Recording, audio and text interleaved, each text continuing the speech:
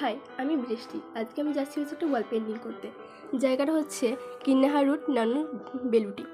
তো আজকে আমরা ওইখানে পেন্টিং করতে যাব। তো চলো যা যাক।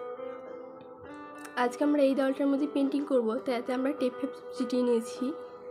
এখন তাই এটা দেখা দেখি চলছে কি কোনখান থেকে কীরকম কী হবে। যেহেতু আমাদেরকে এখানে আকাশ ও জল বানাতে হবে, তার জন্য আমরা এখানে আকাশি কালারটাই বানিয়ে নিচ্ছি। আমি কিন্তু এটা রোলারের সাহায্যে করছি, কারণ ব্রাশের দাগ পড়ে যায়।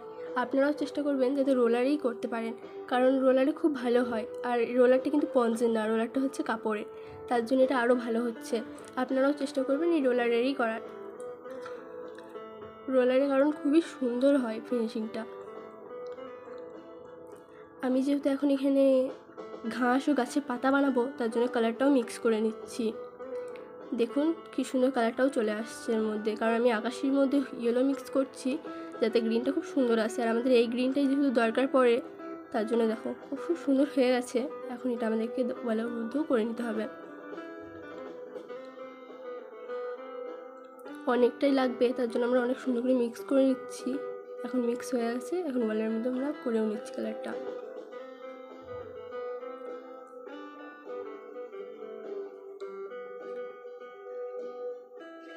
কালকে যেহেতু সন্ধে হয়ে গেছিলো, তো আর পুরোটা কমপ্লিট করতে পারিনি। আজকে আবার সকালে এসে পাহাড় টাহাড়গুলো করে নেওয়া হয়েছে, জল করে নেওয়া হয়েছে। এখন আমি গাছটা এঁকে নেওয়া হয়েছে, এবার গাছের পাতাগুলো আমি করে নিচ্ছি।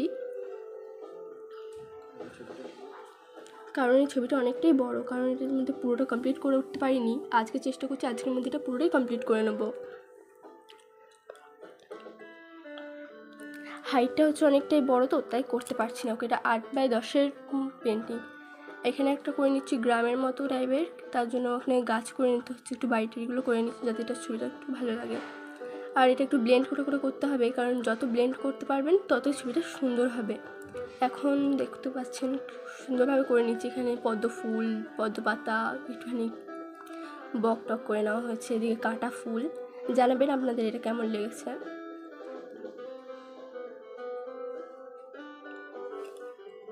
আপনাদের যদি ছবিটা ভালো লাগে তো একটা লাইক অবশ্যই করে দেবেন। আর যদি ভুল হয়ে থাকে বা খারাপ কিছু লাগে আপনাদের, তো সেটা অবশ্যই কমেন্ট করে জানাবেন। আমি এটাকে ভুলটাকে শুধরে নেওয়ার চেষ্টা করব।